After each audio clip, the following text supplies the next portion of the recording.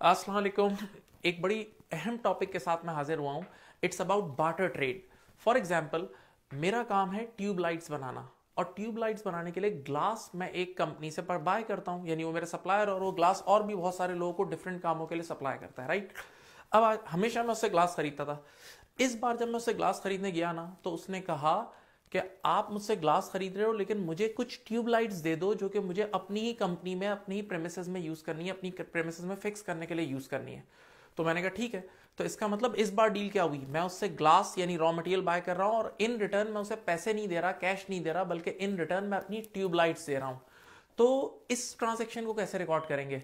कुछ लोग कहते हैं, और वाकई ये एक इशू है, कि IFRS 15 के अंदर एक एक्सक्लूजन क्लॉज है। एक्सक्लूजन क्लॉज यानी वो एक ऐसा एरिया है जिसको IFRS 15 ने एक्सक्लूड कर दिया, जिसमें रेवेन्यू बुक नहीं होता, और वो ये है नॉन मॉनिटरी एक्सचेंजेस। क्योंकि ये भी नॉन मॉनिटरी एक्सचेंज था, मैं ट्यूबलाइट दे रहा था, वो glass. Non monetary exchanges between entities in same line of business to facilitate sales to customer और पोटेंशियल कस्टमर। ये वाली जो लाइन है ना, ये एक्सक्लूजन क्लॉज है। पहला सवाल ये है कि ये लाइन क्या चीज है, गौर से सुनिए।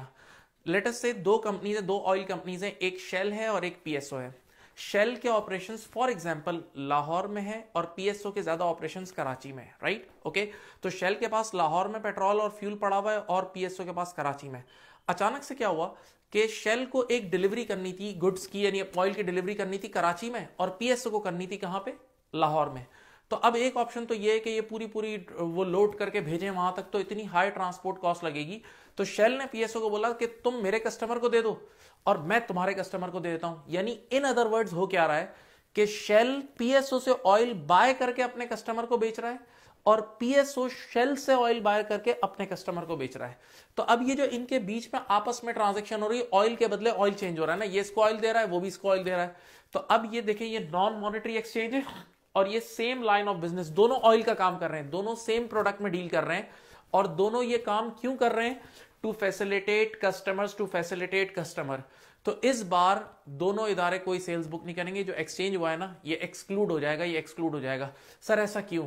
ताकि डुप्लीकेशन और सेल्स और कॉस्ट ऑफ सेल्स ना हो। जरा सोचें एक मिनट के लिए, अब ये टेक्निकल एरिया है बात। होगा ये कि जब ये दोनों एक दूसरे को पहले बेचेंगे, तो दोनों अपनी अपनी बुक्स में सेल्स भी रिकॉर्ड करेंगे और कॉस्ट ऑफ सेल भी रिकॉर्ड करेंगे, और फिर जब दोनों फाइनली कस्टमर को बेचेंगे, तो वंस अगेन सेल्स और कॉस्ट ऑफ सेल रिकॉर्ड करेंगे, तो सेल्स और cost of sales overstate नहीं हो जाएगी। हाँ, मैं मानता हूं कि ओवरऑल इनका नेट प्रॉफिट और ग्रॉस प्रॉफिट पे कोई इफेक्ट नहीं पड़ेगा, वो सेम ही रहेगा, ग्रॉस प्रॉफिट तो इन दोनों का सेम ही रहेगा, लेकिन सेल्स और cost of sales overstate हो जाएगी। तो एक सवाल आता है तालिब इल्म का कि सर सेल्स और cost of sales overstate करने से क्या होता है, एंड का प्रॉफिट तो ग्रॉस प्रॉफिट तो दोनों का सेम ही रहेगा। नहीं, आपके रेशियोज सारे डिस्टर्ब हो जाते हैं, फाइनेंशियल रेशियोज आप सबको पता है वो सारे डिस्टर्ब हो सकते हैं। इस वजह से एक्सक्लूजन क्लॉज यहां अप्लाई होता है। लेकिन ये एक्सक्लूजन क्लॉज इस शेल और PSO की एग्जांपल के लिए तो बेस्ट है, और यहां कमर्शियल सब्सटेंस भी अगर आप देखें ना, तो वो भी इस ट्रांजेक्शन का यही है कि यहां सेल्स रिकॉर्ड करना आपस में अलाउड नहीं है।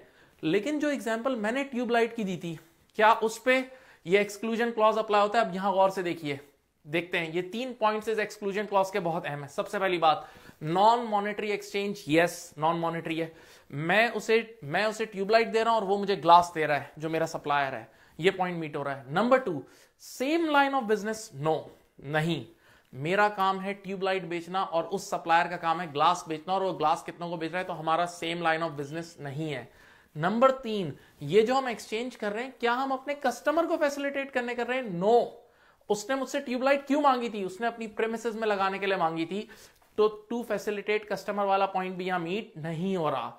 तो जरा सोचें, ये एक्सक्लूजन क्लॉज इस वाले मॉनेटरी एक्सचेंज पे अप्लाई नहीं होगा।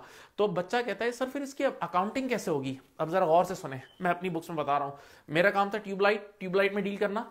तो इस बार जब मैं ट्यूबलाइट मैंने उसको बेची, क्योंकि उसने मुझे बोला ट्यूबलाइट दे दो और मैं आपको रॉ मटेरियल देता हूं। तो इस बार जब मैं ट्यूबलाइट सेल कर रहा हूं उसको, तो इन रिटर्न वो मुझे दे रहा है क्या? रॉ मटेरियल, यानी नॉन कैश कंसिडरेशन दे रहा है। तो IFRS 15 कहता है कि जब भी नॉन कैश कंसिडरेशन आ रही हो, तो उसको फेयर वैल्यू पर रिकॉर्ड करेंगे। तो जो उस चीज की फेयर वैल्यू होगी जो मैं रिसीव कर रहा हूं, उसकी फेयर वैल्यू पर मैं अपनी ये ट्रांजेक्शन की सेल्स हिट करूंगा। लेकिन हाँ, ये बात भी याद रखें कि कमर्शियल ट्रांजैक्शन में हमारी और उसकी चीज की फेयर वैल्यू सेम ही होगी। ऑब्वियस सी बात है, तभी डील होगी ना।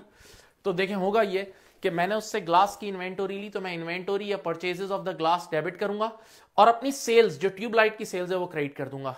अब एक बच्चों वाली बात जो सबको पता है, जिस पीरियड में मैं सेल्स बुक कर रहा हूं अपनी ट्यूबलाइट की, उसी पीरियड में अपनी ट्यूबलाइट की कॉस्ट ऑफ सेल्स भी मैं रिकॉर्ड करूंगा। तो नीचे कॉस्ट ऑफ सेल्स की, लेटेस्ट से मैं अपनी तरफ से कह रहा हूं कि मेरी कॉस्ट होती है 800, तो मैं उसी पीरियड में कॉस्ट ऑफ सेल्स वाली ये एंट्री बना दूंगा और इस तरह ये ट्रांजेक्शन बुक हो जाएगी। हाँ, ये टेक्निकल इशू था और ये एक्सक्लूजन क्लॉज बहुत अहम है, इसको जरा इस पे बहुत मसले मसाइल भी हैं। उम्मीद है आपको ये बात पसंद आएगी। अगर मजा आया तो जरूर इस पे कमेंट करें, इसको अपने फ्रेंड्स के साथ शेयर करें, और if you want the complete course of IFRS you can contact me any time. Thank you, Allah Hafiz.